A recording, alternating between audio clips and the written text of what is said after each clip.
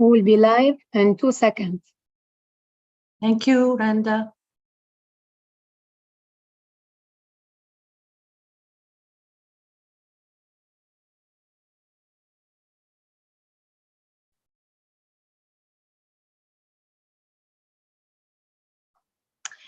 Good afternoon, everyone. Bon après-midi, tout le monde.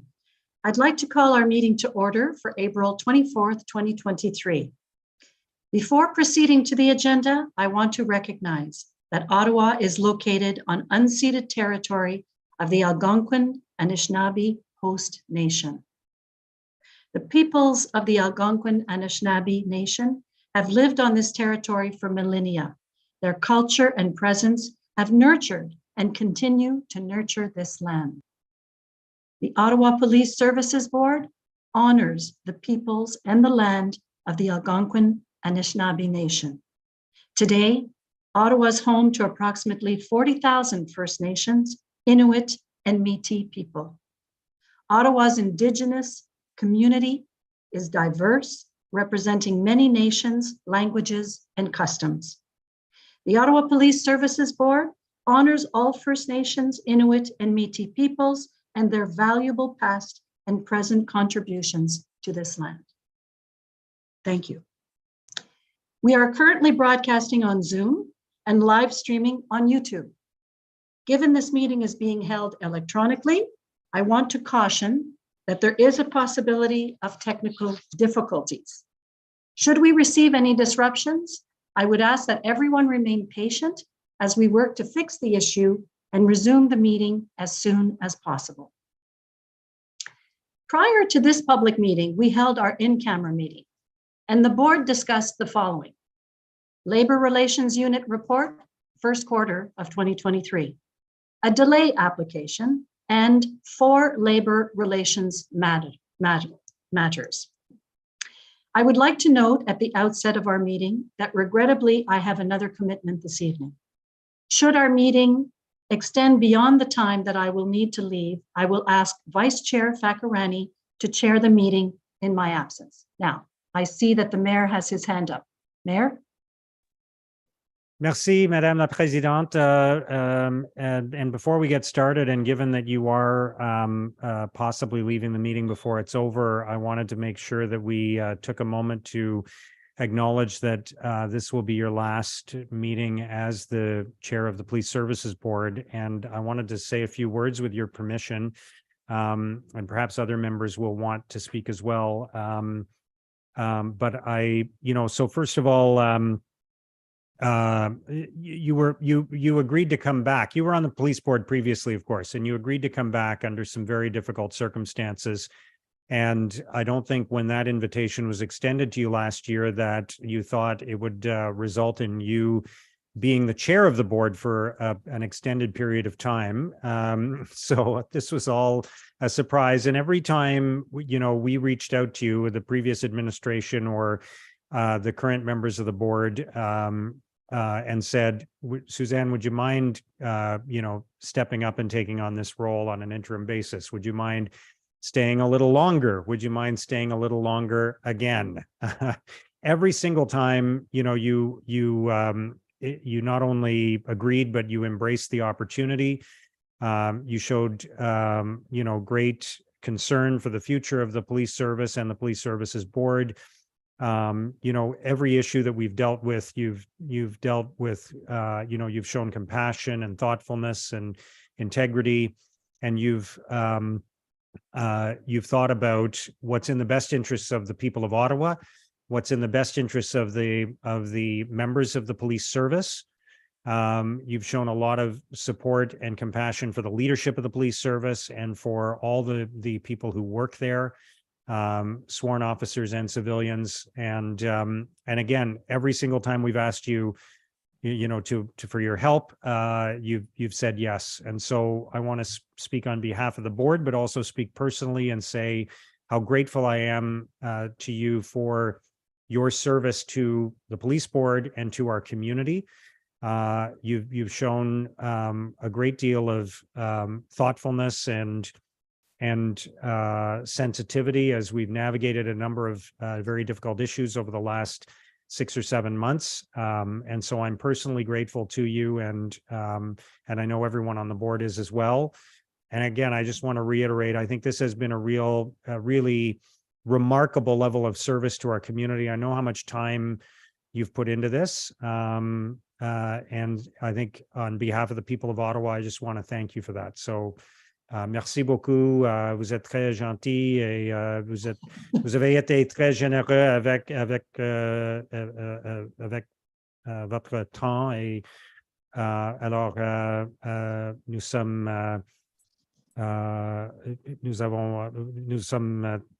très Reconnaissant. appréciés. Oui, reconnaissant, et il y a beaucoup d'appréciation pour votre effort. Alors, merci beaucoup. Ça me fait plaisir. Merci infiniment, Monsieur le maire. Je vais citer Édith Piaf. Une de ses grandes chansons, c'était « Je ne regrette rien ». Alors, je veux que tout le monde sache, I truly enjoyed the last 15 months, I think it is, that I've been with you. So thank you, Mr. Mayor. I see that our Vice Chair has his hand up. Thank you, Madam Chair. I also want to echo the sentiments that the Mayor just had. We're really grateful as a board for your work, your dedication, your support to each one of us. In the last 15 months, you have contributed greatly through the budget process, through the interview processes for chief and deputy chiefs, and through other issues that we've had to deal with as a board. And your integrity, your support to other board members, and your wisdom really came through for us and personally for me. So I, again, echo the Mayor's comments and want to thank you personally as well for all the support that you've given me through the last little while as I understand how the board operates. Thank you, Madam Chair. Well, I want to thank you for taking on the role of the Vice Chair.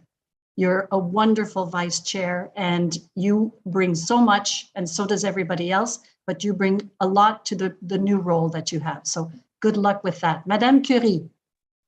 Thank you, Madam Chair. You know, no one knows how much time this job takes except for you and your family. Your family knows how much time you've spent away from them, you know, worried and stressed and running around trying to make sure everything is done and all the T's are crossed and I's are dotted. So they not even us, really appreciate how much you have given at time away from them. And we are happy that they will have that time back and we can stop feeling so guilty that we've taken over your life. But, you know, when you can leave something better than when you found it is a really wonderful thing. And that is exactly what you've done here for the city of Ottawa and for all of us. And I really echo everything that the other members have said, but thank you very, very much for all that you have done. Thank you, Member Curry. I really appreciate that. And to be honest with you, it's not me, it's this team. And this team is an incredible group of people. And it was just such a pleasure and a blessing for me. Thank you. Chef? Madam Chair, I did have some words in my verbal report on this topic, but perhaps I'll, since we're on a roll here, I'll continue. I do want to thank you. Obviously, as the Mayor mentioned, you did join at a very challenging time, and then took on the role as the interim chair, more or less when I started, within a week of that, I think. And I just wanted to thank you for your guidance and your advice on a number of issues as a new guy in a significant learning curve when I started, and it's still there, of course, but you greatly helped me in a number of different areas, a number of conversations that we've had over those 5 months, and really appreciate everything that you've helped me with. So thank you very much.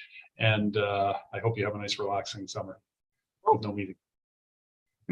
I'll be missing all of you, that's for sure. But thank you very much, Chef. Those words mean a lot to me. Thank you. Oh, okay, so now we can get on with the job at hand. I'm not sure I mentioned this or not because I'm a little off my balance here, but I'd like to note that at the outset, regrettably, I have to leave early. I can't stay for the rest of the meeting, and that Vice Chair Fakarani will continue in my absence, okay? So let's proceed to confirmation of the agenda, that the Ottawa Police Service Board confirm the agenda of the 24th of April 2023 meeting. Is the agenda confirmed? Confirmed. Very good, thank you. Confirmation of minutes. Minutes of 76 of March 27th, that the Ottawa Police Service Board confirmed the minutes of the 27th of March. Are the minutes confirmed? Confirmed. Confirmed. Are there any declarations of interests tonight? I see none. All right, then we'll move to our public delegations. We have public delegations registered to speak today. I want to thank the delegates for submitting their comments in advance and in accordance with our new procedures. It is very helpful for us to be able to review your submissions and better understand the issues that you wish to raise. When I call your name, you'll be able to turn on your mic and your video. Each delegate has up to 5 minutes to address the board. I also want to provide a reminder on decorum and the requirement to abide by our procedural guidelines. This includes refraining from using unparliamentary and offensive language, as well as making allegations against members of the police service or even members of this board. It also means focusing your comments on what you submitted and received in the board office no later than Friday, 12 noon. I will now call on the first registered delegate, Mr. Robin Brown. Mr. Brown, are you with us? Yes, I see you there. Mr. Brown, you have the floor.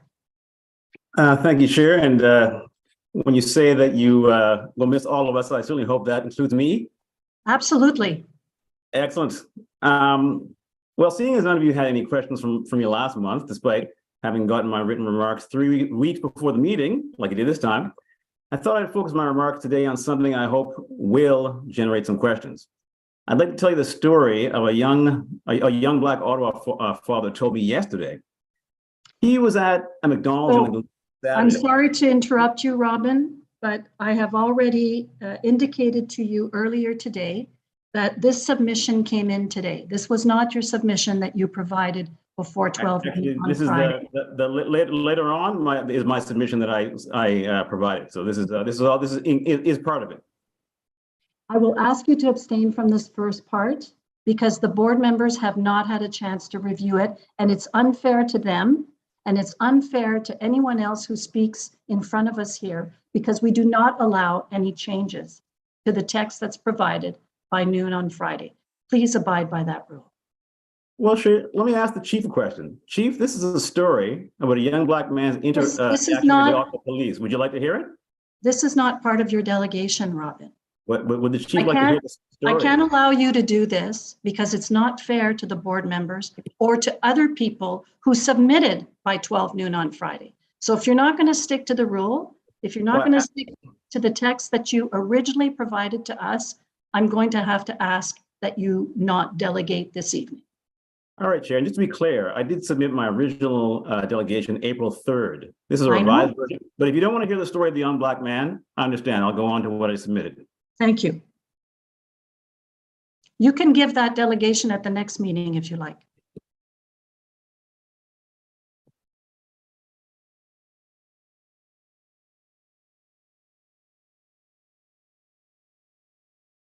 Okay. So earlier this month, I attended a presentation by the OPS's hate crimes guy, Ali Togrol. And let me say up front, my remarks aren't aimed at Ali. They're aimed at the system. The first question I asked Ali was about the hate crimes data the OPS released in January. I said, I've been reading lots of hate crime reports as my part of my work with the Hub, and every report I read says Black people are the most targeted by hate crime. But the OPS didn't release the number of hate crimes per group. They only released the total number of hate crimes overall, so we couldn't see how many hate crimes there were against Black people. I asked Ali why that was, and his answer was so confusing, I can't remember it. And then I asked Ali if the hate crimes unit charged any convoy protesters with hate crimes, and he said no, which wasn't entirely surprising considering the hate crimes unit arrest rate for criminal hate crimes as of July 2022, 5 months after the convoy occupation, was only 21%. That also isn't surprising because the whole focus on hate crimes has never been about solving or reducing them. It's always been about the OPS's #1 priority, justifying increases to the OPS budget. That's why the police love to be part of these hate crime groups with cop-friendly community partners. And last month, we got clear evidence of just how cop-friendly Ottawa's hate crime community group United for All is when the OPS hired its former leader, Abidjan, as the OPS's Director of Community Safety and Well-being.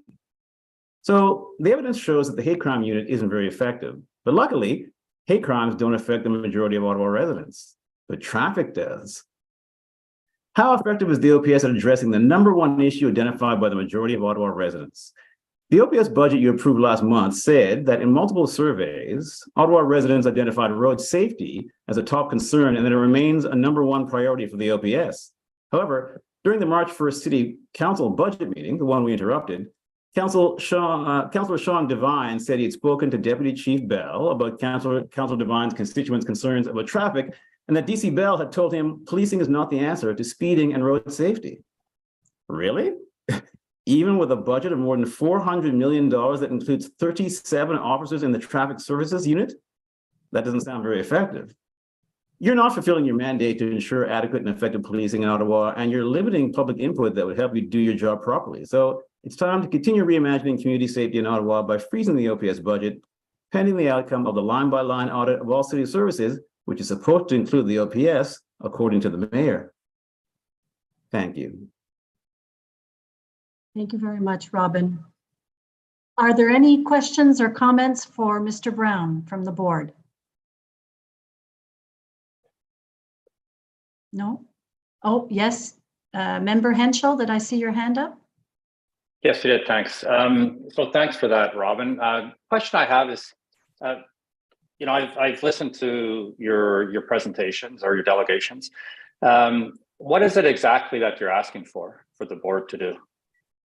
On which issue, member? Well, just in general, because you make a lot of comments or observations on issues, but what is it that you would actually like the board to do about those things? Like, do you want to improve those things? Like, for example, in your delegation today, do you want to have specific numbers around hate crimes that are broken up into, you know, to different categories, or what is it that you're asking for? Yeah, no, I appreciate the question. In terms of focusing on the board, let's focus on the public delegations. We certainly would like the limitations on public delegations repealed, or what was brought in, bring it back to what it was before. Like this thing about having to, just to be clear, right? So the motion you guys passed requires, this is just one of the limits, right? It requires us to send our delegations in writing. That's all you approved. But Chair Valiquette is making us send us in our delegations in word for word, which isn't even what you approved, right? So, like, anyways, we'd like, certainly in terms of the public delegations, we'd like those repealed to go back to what we had before, which is better for everybody, right? Gives you guys what you want, supposedly, what you say you want, which is public accountability. Like you'll see that the effect of the restrictions you brought in is to greatly reduce public delegations. Like, I think I would suspect I'm like one of two, if not the only one, right? So, you know, if you really care about public input, that's for sure. And then to your question about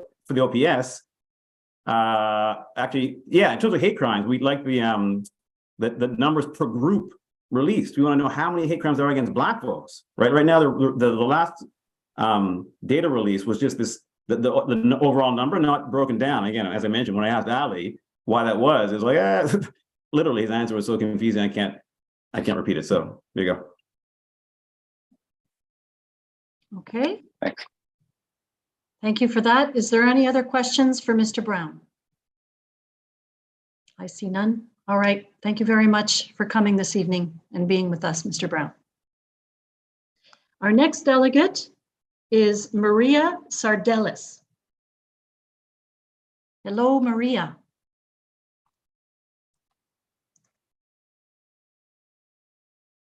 I see your name, Maria.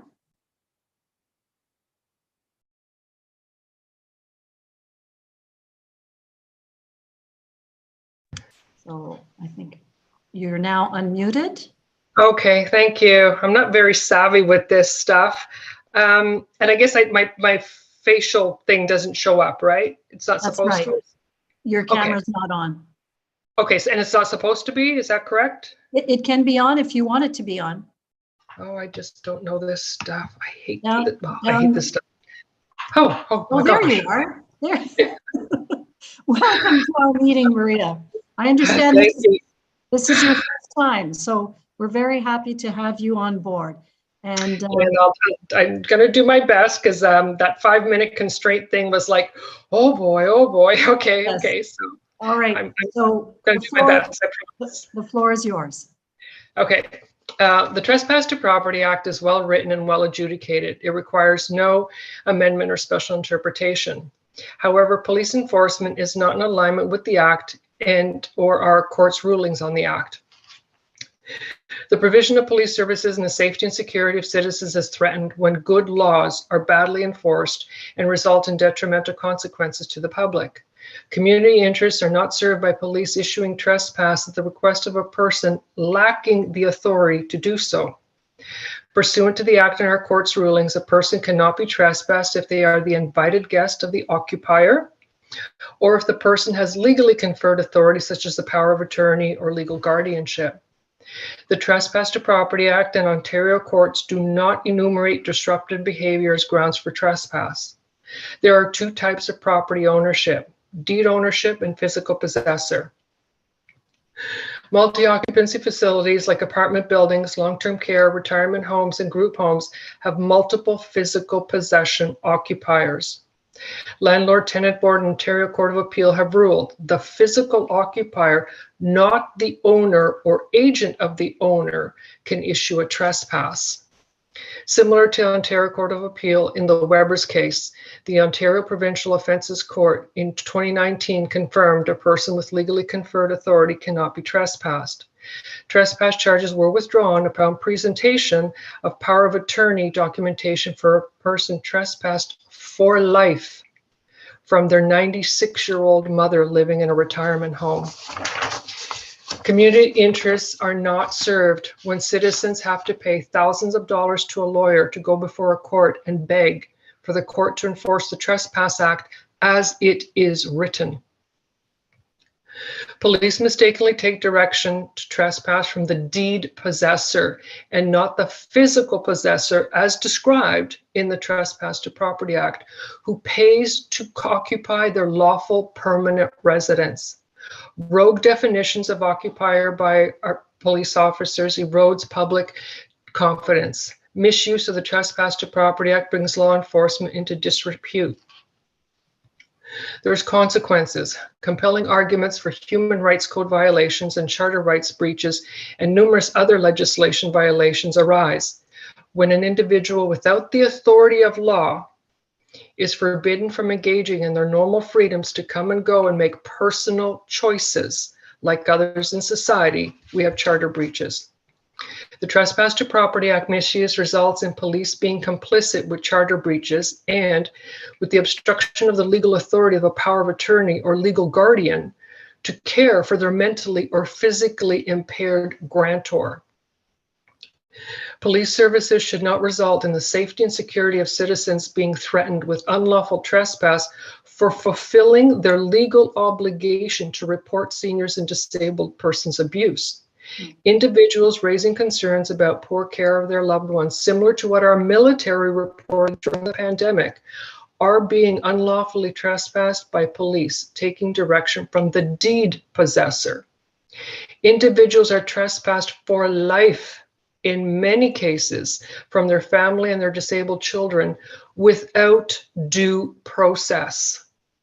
Care facility operators wanting to silence advocates allege the person is engaging in dangerous behavior, which, if true, is a criminal code misconduct and should be charged accordingly. And there's options. Options are disturbance of the peace, mischief, or entering a peace bond. Thankfully, unlike with misuse of the Trespass to Property Act, proof of the alleged threatening behavior must be provided in order for the charges to be applied. Due process. Facility operators with police compliance have also cited occupational health and safety as a grounds for trespass. Our courts have ruled otherwise. Occupational health and safety governs employee-employer workplace relationships, not the general public or visitors in a facility. Additional police training regarding the definition of physical occupier is imperative. Police called to trespass an individual in multi-occupancy residential facilities need to take direction from the physical occupier. Police enforcement should not be in opposition to judicial rulings on the well-written TPA. It does not serve the public interest to know and fear that the TPA is being weaponized and unlawfully administered by police. Police themselves would benefit from additional training in their day-to-day activity. Courts have deemed police are trespassers when the occupier, not the owner, has not invited them on their premises. Courts have ruled police are not in execution of their duties when they are trespassers, and therefore evidence collected is inadmissible, arrests are nullified, and in the event that police officers are assaulted, charges are dropped. I probably came up to my 5 minutes, right?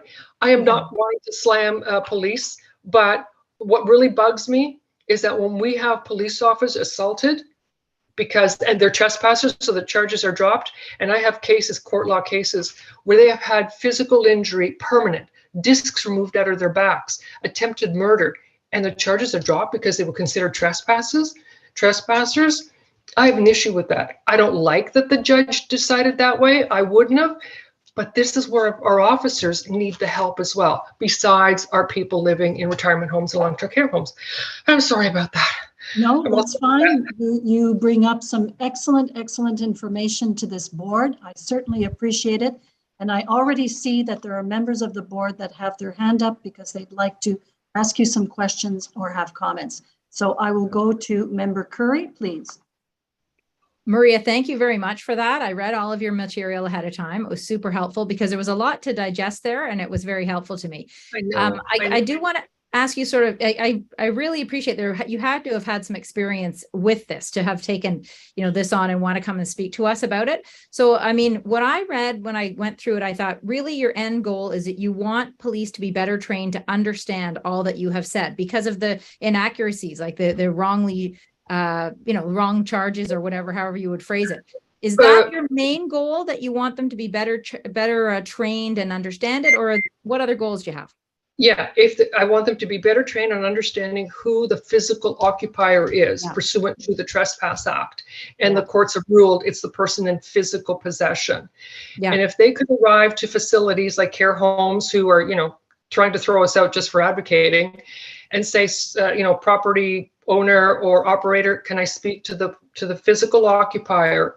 And I'll speak to them about whether they want to trespass this person, or does the person they want to trespass have legally conferred authority, just to enforce the Trespass Act as it's written and not banish people for life. The amount of people I have heard who didn't get to see their resident until after they had died, pre-pandemic, it's not acceptable.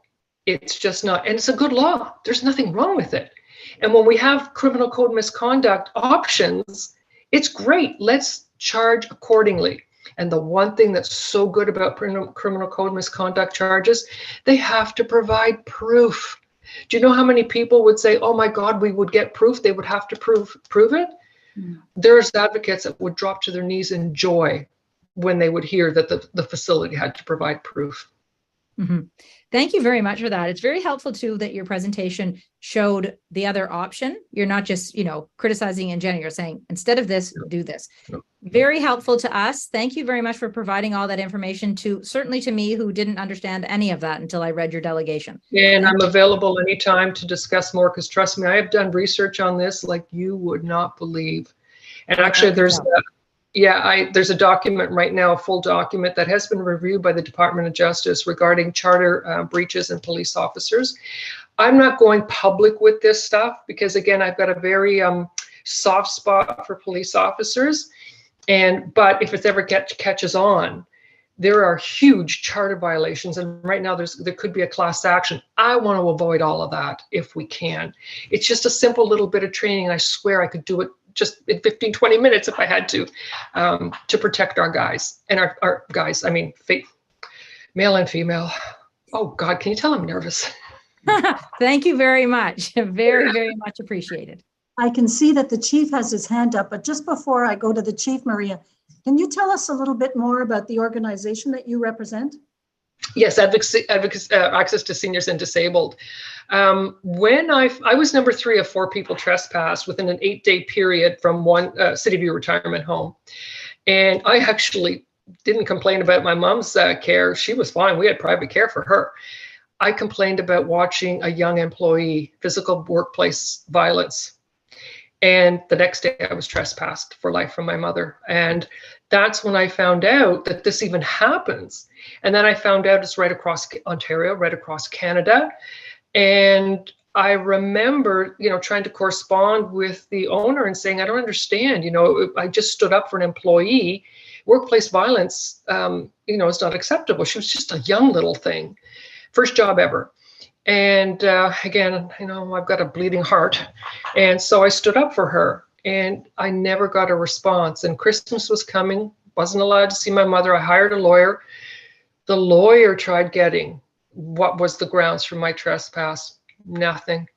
And then I went to 2 justices, by the way, at the courthouse. I said, how do I fix this? I want to see my mother. She's just been diagnosed with dementia. Her clock is ticking, her biological clock, but the one in her head's ticking even faster. And the 2 justices literally said, you're going to have to breach the verbal trespass, get arrested, and go before a judge. I said, you're kidding me. And so I thought, okay, if that's what I have to do, then let's set it. Let's set the precedents. Let's do it and see what happens. Of course, I have POA, like a lot of other people who are part of that group that has come together. And sure enough, I presented my POA. My lawyer did, obviously. And what I realized is, that was $15,000 to say, please, sir, enforce the Trespass Act as it is written. Here's my POA. And that was it. Charges withdrawn. So I sent out a call to see how many others were suffering like this and found out it was quite wide. And now we've got 82 members on the board, you guys are the board, in the advocacy group. And that's what we're standing up for, and that we cannot be denied access. And if we are truly misbehaving, and I've seen people that, yes, I would like them kicked out too. Don't get me wrong. Nobody's an angel all the time. But when people have emotional outbursts because they went into the dining room and saw their mother eating mashed potatoes off the floor, because once again, there was no one supervising the dining room, or when a woman goes in to see her mother unexpectedly at the end of a day and says, oh, I'll just grab a quick hug and kiss, and they can't find her throughout the whole building. The woman's paralyzed in a wheelchair. They're looking outside of the building. Right. And someone goes into a storage closet and finds her mother in a tilt-up position. And she was obviously, so you have an emotional outburst. Yeah. And that's the behavior they use to say that you were, Right. And so that was far and wide. Okay. That was far and wide. And so I had to do something about it. Yes, and I appreciate the work that you're doing. I'm going to pass it over to the chief because he still has his hand up. Chef? Thank you, Madam Chair. And Maria, thank you for the information. Very articulate. Obviously, you have some issues with what we've done or haven't done, and you explained it very respectfully, and I appreciate that. Obviously, we have so many, federal and provincial and municipal laws that we follow. Training is something that we have to embark on all the time to either teach ourselves and or relearn as the brain gets too heavy, and make sure that we get things right. So, that training in this particular area is one. I've dealt with it in my career, and every situation is a little bit differently, and how you apply those different those options, those legislative options that we have, and then as we focus on the trespass. It is very technical. So I think it certainly is, and my team and I did have a bit of a discussion on this, knowing that you were coming, and just in my wondering how we apply that regulation here in Ottawa. So I think training is necessary and is needed, and it's something that we can embark on, and we will, if you're willing, use your research and some of your perspectives, and we can line that up with just with our legal too. And I'm not saying you're wrong or that what you're presenting isn't accurate, but just make sure that we're comfortable with what we have, and some of the key issues you bring up in terms of the person that pays, not the what you said, that we address some of that as well too, and look into that. So thank you. And if it helps, the research I did actually went to the Ontario Legislative Research Library. And the province of Ontario researchers researched it all and said, yes, this is going on. And hence that was why motion 129 was passed on March 4th, 2021, which asked and the legislature unanimously supported police apply the Trespass Act in accordance with our judicial rulings. So I mean, I'm happy to have the research reviewed again. I have no issue with that, of course. But believe it or not, it's been already approved, and Department of Justice lawyers also reviewed it. But I would be so happy to review it with your people and go over it. And it's a pretty simple act. It's only about property, who comes, who goes. And historically, I did a huge research on historically how it evolved, and it's never changed from the day it was way back in the medieval days. It's about who comes and goes, period, full stop. And then everything else is covered by other legislation. That's but thank you. This is a perfect example of working with a member of our community, and we thank you very much, Maria, for coming forward today. So glad that you did that. And please, we'll, as the chief says, we'll be in touch with you, and we hope to see you here again.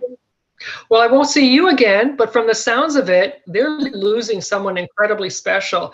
I'd like to put a motion to the board that they extend your stay for another 12 months and they double your wage, and that'll keep you there. Right? Thank you so much, Maria. All right. Thank you so much, truly. I'm never very far. I'll tell you that. I won't be very far, but thank you very much. Thanks again. Thank you. For coming today. Bye-bye. Okay. So this concludes our public delegations. Oh, I'm sorry, Celine, you had your hand up. Sorry, Madam Chair. I just wanted to go back to Mr. Brown's presentation, and hate crimes is a very important issue, and I wanted to put out there that maybe in the next meeting, the service can come, maybe even in the chief's report, and give a brief on sort of hate crimes and how data is collected, because I think Mr. Brown had a difficulty understanding what data is collected and how it's shared. And I think it'd be important for us to also understand, and it's not just the Black community is impacted, but so are other faith groups. And it is an important issue for the community. So I think it might be helpful for the next meeting, not now, but for the next meeting to have some information on that. Thank you. Okay, Chief, and then Member Carr. Thank you, Madam Chair. Member Pakrani, I think you're right. Like it is important. I can tell you in general, and this is across the country, that race-based data, as it relates to police race-based data, is often not very reliable because it's not a demand on us to ask. And sometimes there's guessing, or it's just left blank. So whenever I see that data, I don't have a lot of confidence in it. However, when it comes to the hate crimes, it seems to me naturally we would have to ask, or we would ask, that you're Jewish, that you're the Muslim faith, you're Black, as part of the investigation, or even as part of the reporting of, even if it's deemed not a crime but a hate incident. It seems to me we should ask. So it feels like we should have that information, and I'm not sure. So I will just say this: I'll either explain clearly or have Ali explain why we can't do it, or we will produce it. One of the two. And if not, for past years going forward, if there's not a system there. So I'll have an answer next month. Very good. Member Carr? Yeah, hi. My only comment was I think I was CC'd on the answer that Mr. Brown had received, and there was a reason why, given why they couldn't dig down more. But I wondered if perhaps I had noted in reviewing this week's materials that in the EDI strategy that's presented, that there was discussion about one of the action items being to develop a race data strategy to identify racial disproportionalities. And I wondered if this would be a portion, and if that would be something that perhaps could be spoken to as part of that presentation. That was only my only comment. Good point. Chef? Yes, okay. Yeah, I'll look at that in totality with it, not knowing in the weeds exactly what in the EDI strategy we'll produce or not. But John is in charge of the data project, and I just see his hand up, Madam Chair. He may have. Yep. Go ahead, John. Yeah, no problem. So there's two issues on the table. The first is the race data strategy. We're happy to bring a presentation next month on that. We're currently developing that with Dave Zacharias' team. In terms of the hate crime data, there has been a change in the way that data is collected and displayed later, and we're happy to bring a presentation next month to show that information. So yes is the answer, and next month for sure. Thank you very much for that. Any other questions on that topic? No? So once again, I want to thank the delegates for providing their comments in advance. Next item, are there any inquiries? I see none. So let's go through our items of business now. The first item, the chair's verbal report, and we'll pass on that for now. The chiefs as well, we'll hold those two. The third one is the National Capital Area Crime Stoppers Semi-Annual. We're going to have a presentation for that, so we're holding that one. Igniting the Spirit Gala fundraising event for the Wabano Center. Our executive directors report that the Ottawa Police Services Board approved funding for a table at the Wabano Center's Igniting the Spirit Gala being held June 22nd, 2023 at a cost of $3,500 before taxes. Is this carried? Carried.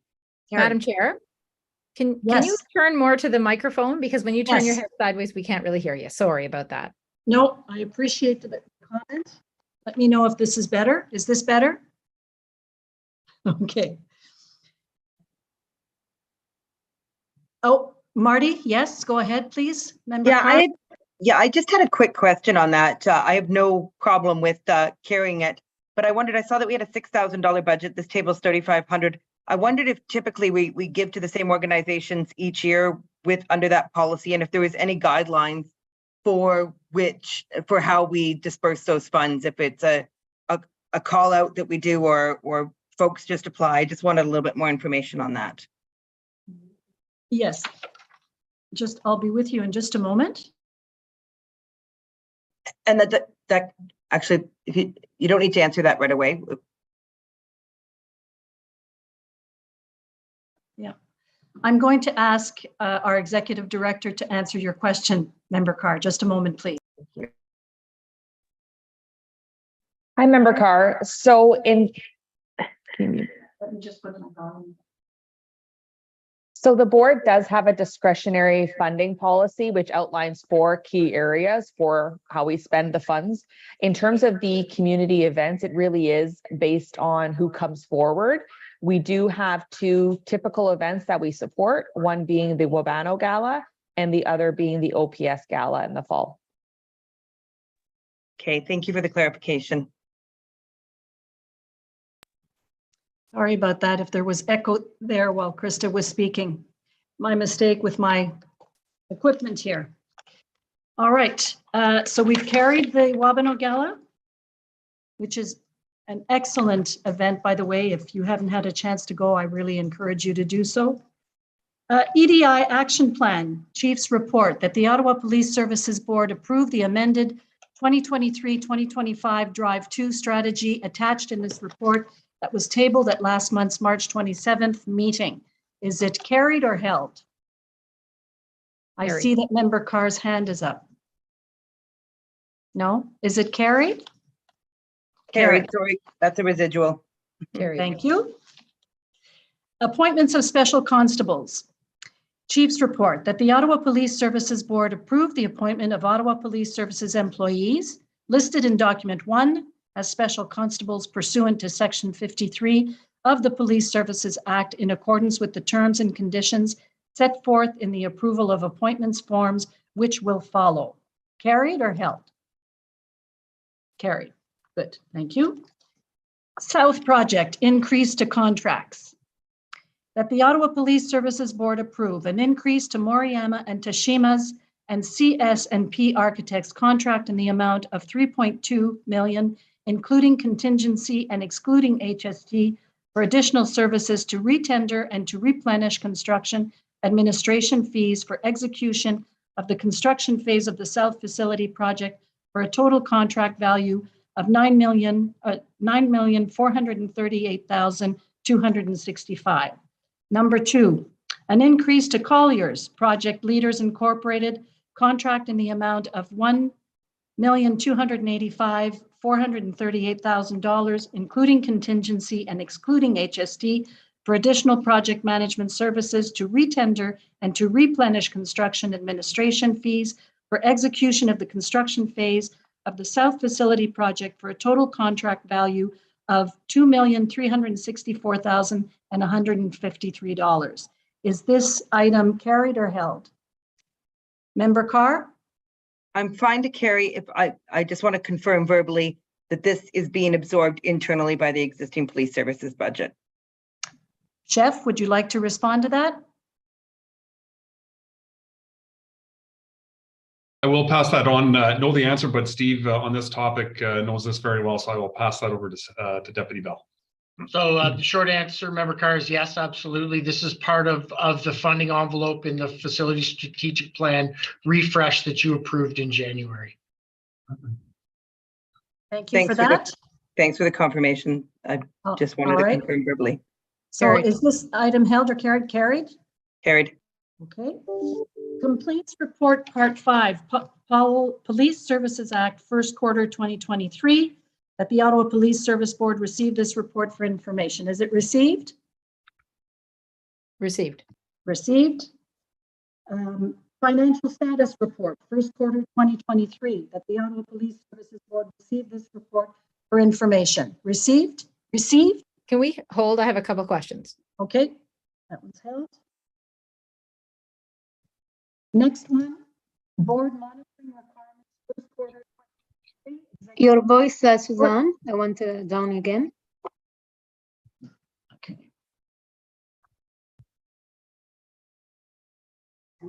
Can you hear me now? Yes? Yes. Okay.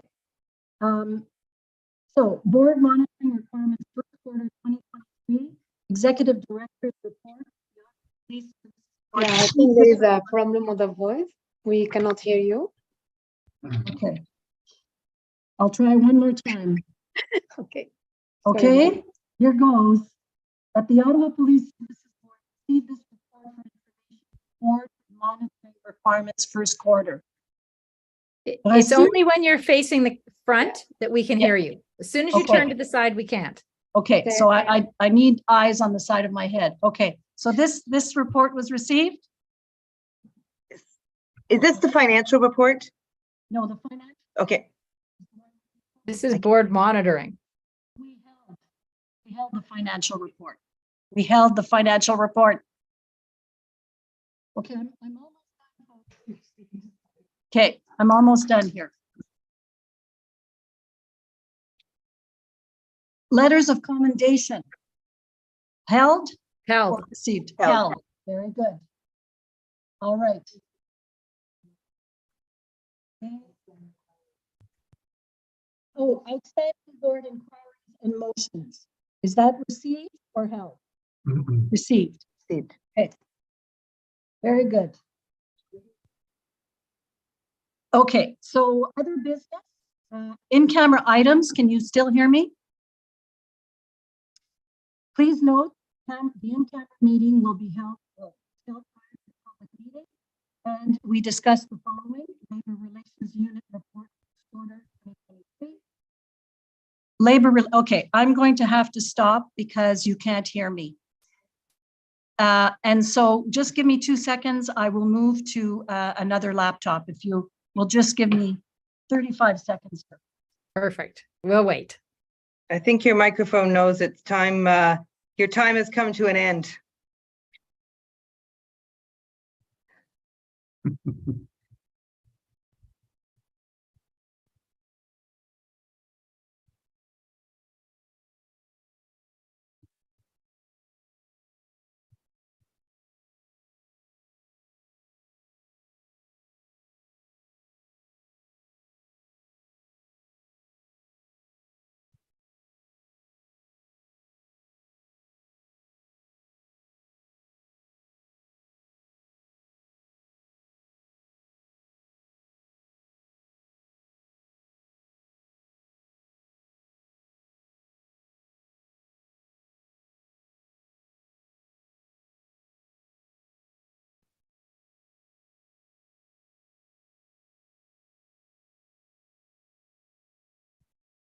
Okay. All right.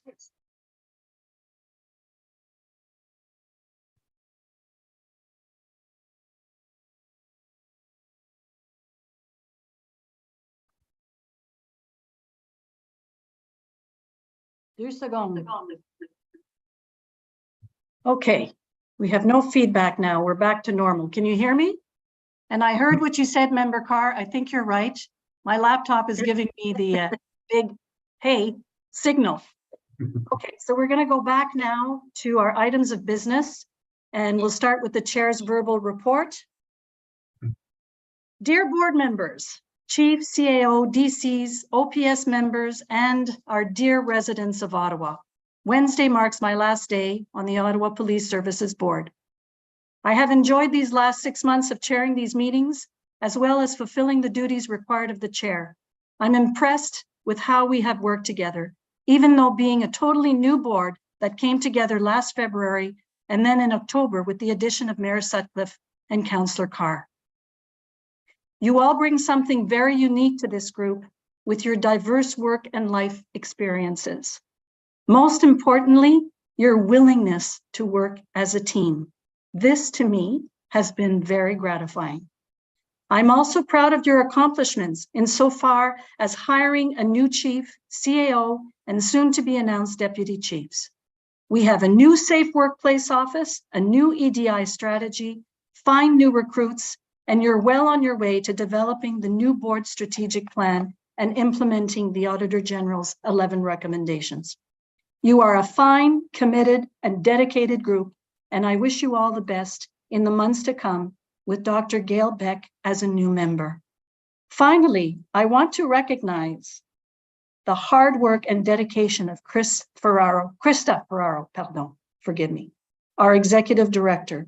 I remember your initial interview, Krista, even pulled your name out of the pack of candidates. You have grown in this job and are a real asset to this organization. Je tiens à remercier mes chers collègues ainsi que Randa, l'assistante de la commission. Je vous remercie tous du plus profond de mon cœur. Merci. So is this report received? Received. Received. Thank you. I will now proceed to the Chief's verbal report. Chief, over to you. Thank you, Madam Chair. Unfortunately, I want to begin my comments again by acknowledging the on-duty deaths of Alberta RCMP Constable Harvinder Dam and the SQ Sergeant Maureen Bro this past month. Tragically, that brings the number to 9 Canadian police officers who have died in service to their communities over the last 7 months. Many members of our service, including myself and Deputy Ferguson, attended Sergeant Bro's funeral in Torrevieja last week. It was an emotional and moving tribute for this officer who left behind a family, 2 young children, and many friends, colleagues, and loved ones. Too many of these funerals have occurred across Canada this year. It's important that we come together to mourn and also support the families of those who have passed. This year's Ontario Police Memorial Foundation ceremony of remembrance will occur on Sunday, May 7th at the Queen's Park in Toronto. The ceremony honors and pays tribute to Ontario's fallen police officers who died in the line of duty. And there is no doubt that these officers are heroes. On to some protest activity. As the Public Service Alliance of Canada strike enters its second week, I want to highlight the work of our members that they are doing to help mitigate any impact on the city, as thousands of PSAC employees have set up at multiple locations across Ottawa. We have developed a plan that ensures the safety of those picketing, as well as still respecting the rights of individuals living or working in the immediate area. Our officers have been on scene to manage traffic, and we have been updating the public on our social media channels to identify any areas to avoid. We are also working with our partners at the city to develop fluid responses to any emerging issues. I will say to their credit, the PSAC leaders and the employees have largely been very cooperative, and we thank them for that. We have had a few issues, but they have been relatively easy to manage. The PSAC strike isn't the only event that we are actively managing. Today alone, we are managing 2 other events. Our officers are presently deployed outside the Turkish embassy to keep the peace at a demonstration out there. There was a march to the embassy that we assisted the safety with. The last information I had, there was approximately 350 people in that area and at a local park. As well, we are working with the RCMP to provide escort services to the visiting German Prime Minister today and tomorrow. And of course, we are already starting preparing for the Canada Day celebrations. The increase in demand in this one industry alone, this one area of our work, obviously the development of an HR plan that addresses this constant strain on the service needs to be addressed. Along with the HR plan, obviously, it's equally important that we are putting a funding plan in place to support a type of scalable response as needed for these demonstrations and events. Obviously, today, it's already been addressed, the Drive 2 strategy that we are rolling out to replace the 3-year initial EDI strategy that we had. We did incorporate the feedback from the board and from the public into this final report that we're asking today for your approval. This builds on the important work that we have completed over the past several years to develop a wide-ranging policy and practices that incorporate equity, diversity, and inclusion in everything that we do. I want to thank Superintendent Dave Zacharias and his team for their work on developing the strategy. A lot of effort to get it to this point. Road fatalities. It's concerning to report that there have been 4 fatalities and 1 serious injury accident on our roads between April 8th and the 15th. Of note, 3 of these collisions occurred in our city's west end on days when the weather did not impact the road conditions. Officers from our Fatal Collision Investigation Unit have been deployed to the scenes of these accidents and are working closely with the Coroner's Office, the City of Ottawa, and our partners at Safer Roads Ottawa to identify any opportunities to improve safety. And this could include, and we do this at times, engaging city engineers to review these intersections and roadways to see if anything can be done or updated to reduce any further fatalities. It also includes developing education campaigns that help drivers and other road users to safely use the city roads and highways. Just on the topic of road safety, I can tell you we have received a number of complaints related to vehicles stunting, loud mufflers, and speeding. Our traffic services unit and frontline are working to identify and hold accountable speeders, stunt drivers, and those who are causing safety concerns on our roadways. This past weekend, for example, officers issued 113 tickets for traffic safety violations that included stunt driving as well. Unfortunately, with the shortages in our traffic unit, we are having a difficult time managing the volume of calls being received. So they need to be very strategic to ensure that our targeted and proactive enforcement resources are deployed in the most problematic areas. I can tell you that I am meeting with the senior leaders responsible for the traffic unit, I think on Friday of this week, to discuss this issue in more detail. I do want to mention we have seen a bit of a spike in violence in the recent week. We had a shooting in the market over the weekend. We have had a number of stabbings. Today we responded to a homicide, and as I speak right now, we're attending to a report of shots fired in the community as well too. Still not confirmed that they are shots, but we're responding to that. I certainly understand the angst that these incidents cause in the community, and I can tell you our team is working very hard to resolve all of these acts of violence. I'm pleased to say that we have made a number of arrests in most of these incidents, and it doesn't appear that they are connected. These recent incidents are connected in any way at this point. I do want to mention that next week we are hosting our police awards ceremony. After a 4-year break, we will honor both our civilian and sworn members with their long service awards.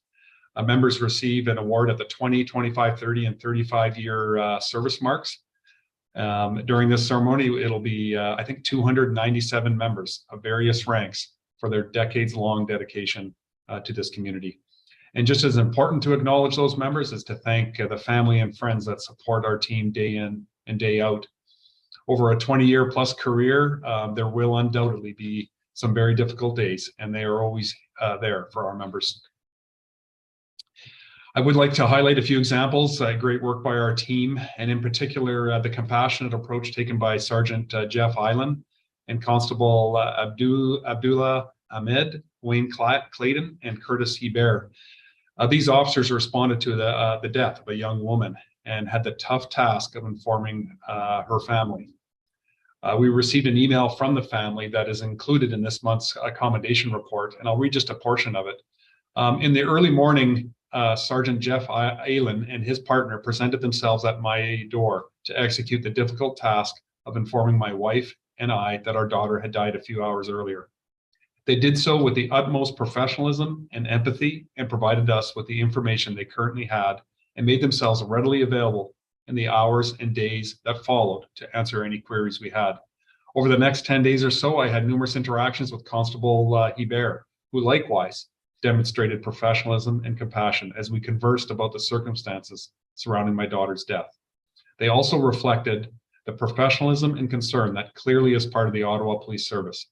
I know more than most about how much police services care about keeping citizens safe, often in very trying and dangerous circumstances. I also know that these efforts don't get the public credit that is so richly deserved. Please accept my family's deepest appreciation for the manner that these OPS members have executed their duties on my family's behalf in recent days, and for the extraordinary service-wide efforts each and every day in keeping our community safe. So we certainly appreciate that message from that family who's grieving.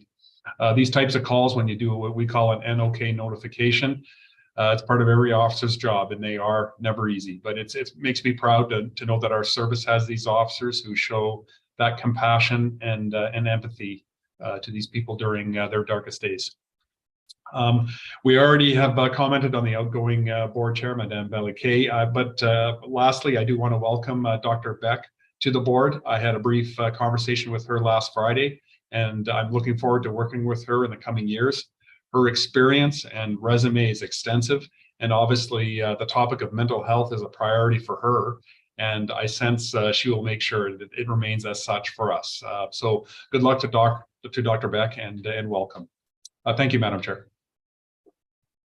So unfortunately, the chair had to leave, so I will take over. And thank you, Chief Stubbs.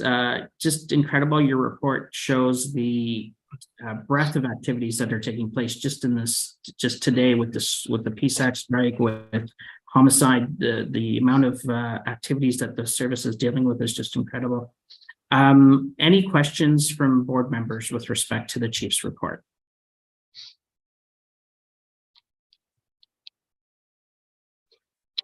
Seeing no questions, we say that the Ottawa Police Service Board received this report for information. Is this received? Received. Okay, great. We will now have a presentation. It's 7.3 on the agenda. We'll have a presentation from the National Capital Area Crime Stoppers. It's a semi-annual report presentation. So I'd like to invite Richard McMullen to come on.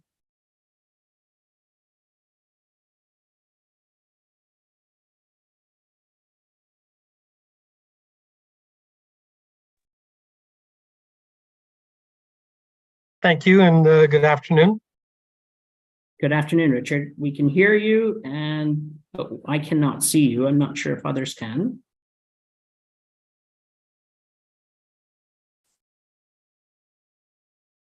How's that? Again, I can still hear you, but not see you. Okay, my camera appears to be on.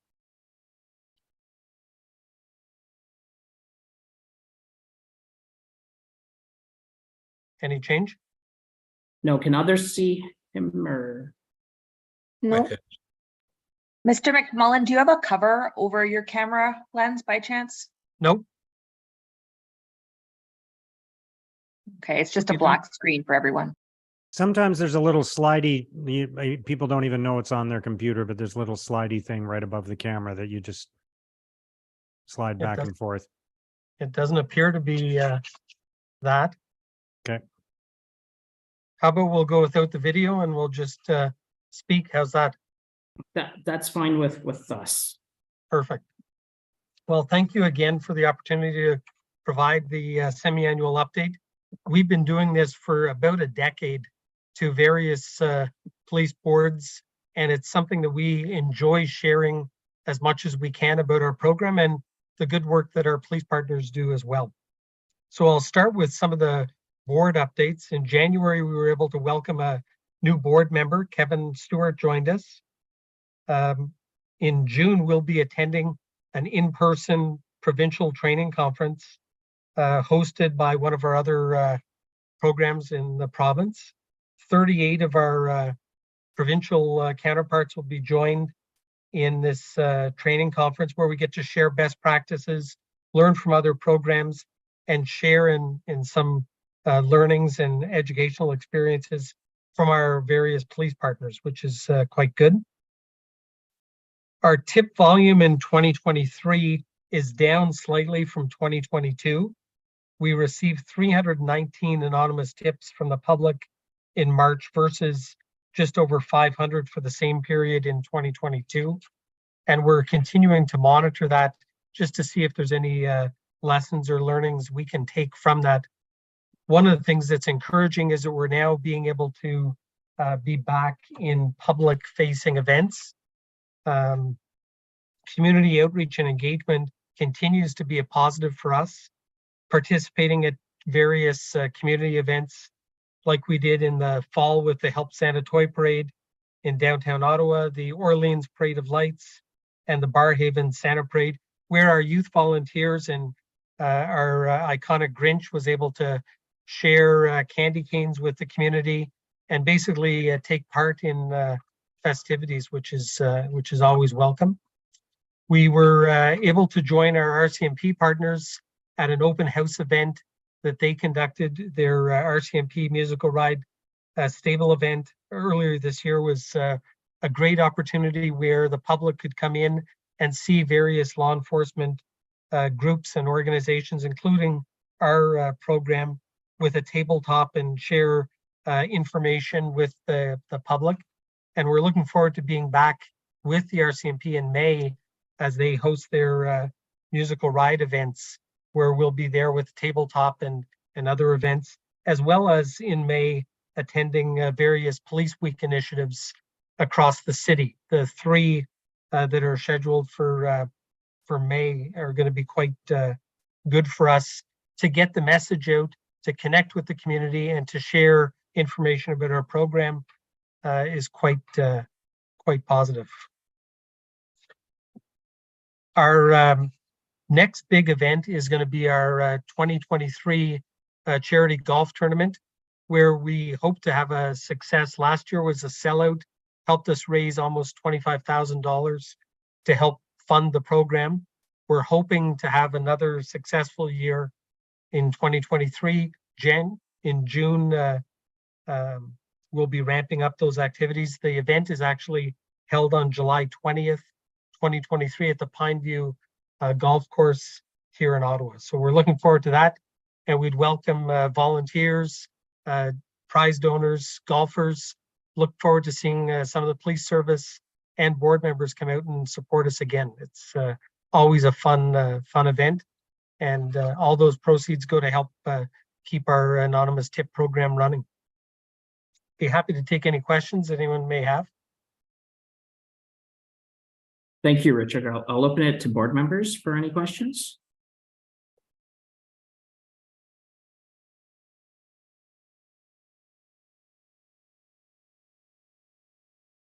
I'm seeing no questions. So, Richard, I want to thank you on behalf of the board for the chief. Oh. The chief has a question. Sure. Sorry, I didn't see that, Chief. Sorry.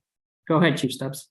Oh, no problem. Thank you, Vice Chair. I just want to say to the President McMullen, thank you for all the work you do. I know it's a great collaboration and cooperation with police across the country, but we value the relationship we have with Crime Stoppers.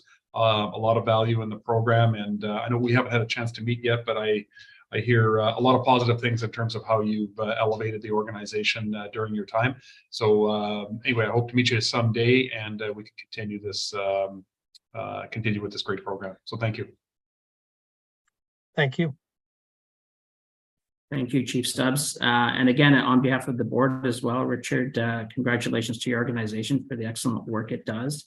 And we wish you much success in your annual golf tournament as well. No other questions, and we will go to our next, I should say that the Ottawa Police Board receives this report for information. Is the item received? Received.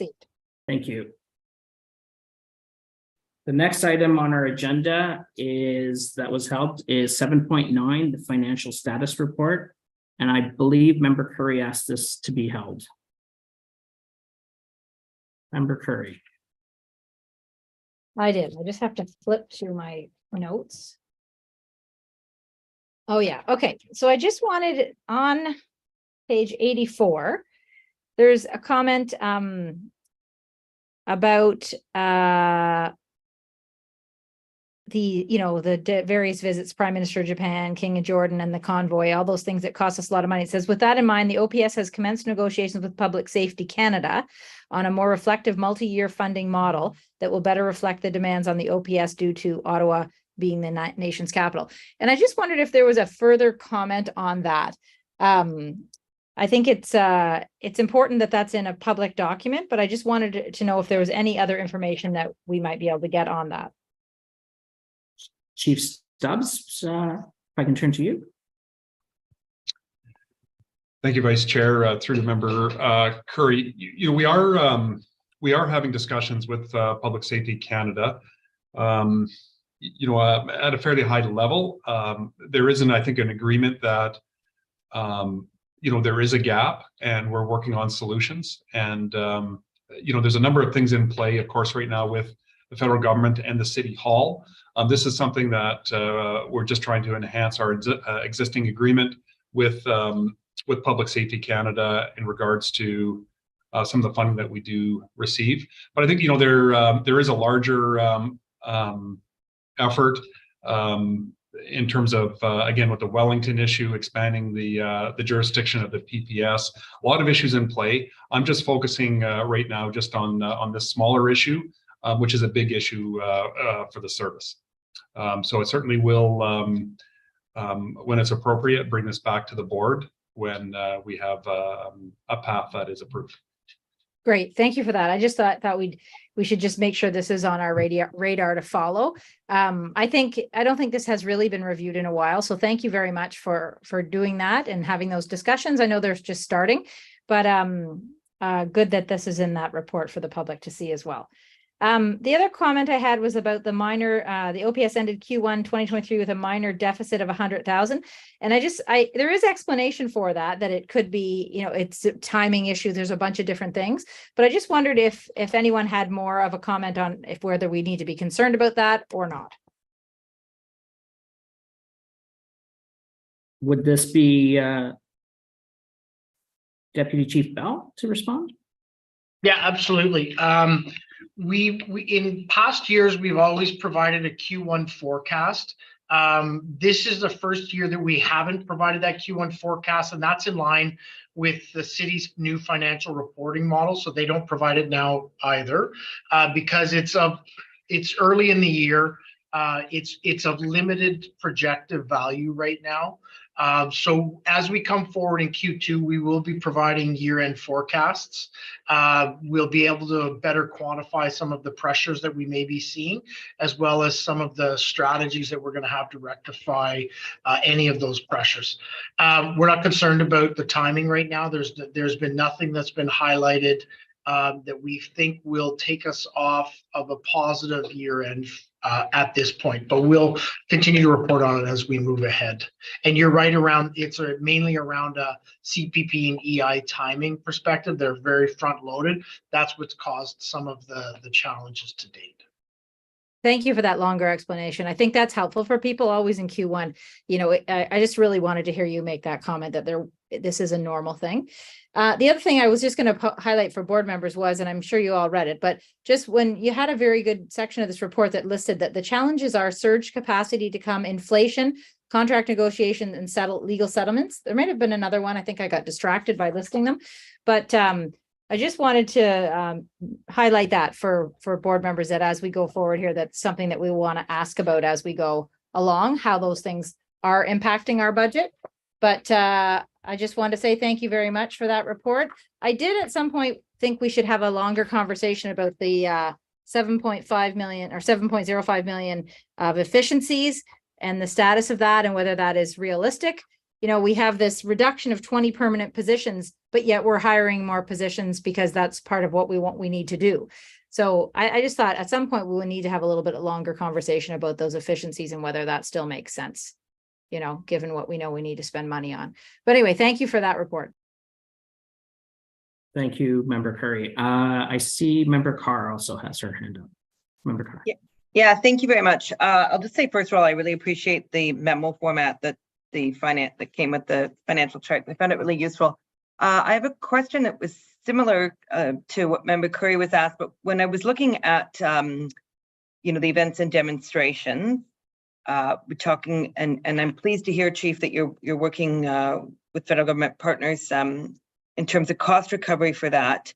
I went back to the budget documents that we had approved, and there was about, I think it was about $4.3 million that had been approved for those off-duty members over time.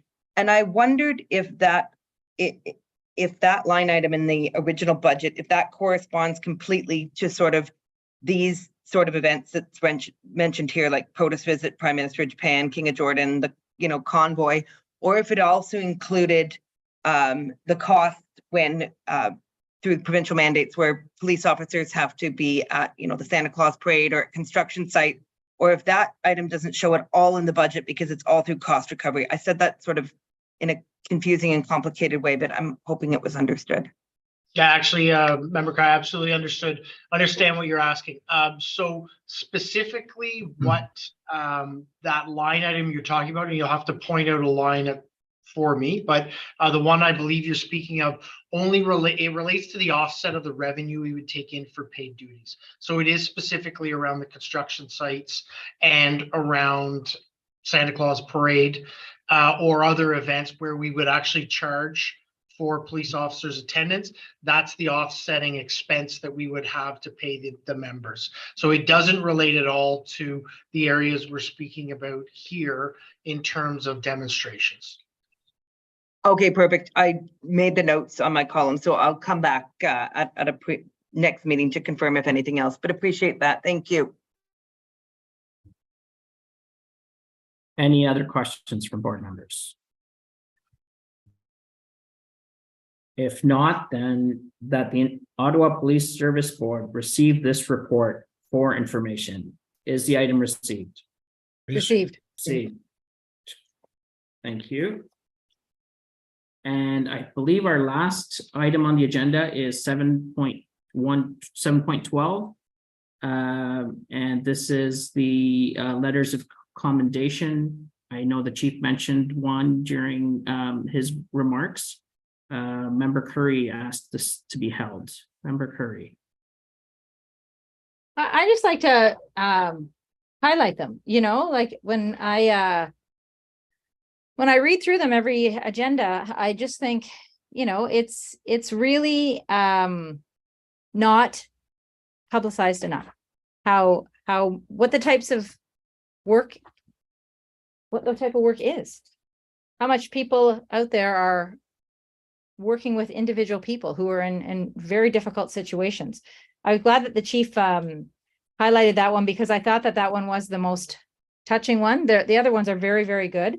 But I also wanted to you know, just go through them and make sure that everybody had looked at them. So, I mean, hopefully everyone has, but I think they are always worth mentioning instead of us just doing as a, you know, we all receive it and they carry on. I agree, and I have read them, and it's just a very helpful understanding the full scope of how members are involved in the actual assistance they provide to our citizens. And I'm glad the chief mentioned one of the examples during the verbal report. If there's no question, then we say that the Ottawa Police Board received this report for information. Is this item received? Received. Received. See, okay. Is there any other business?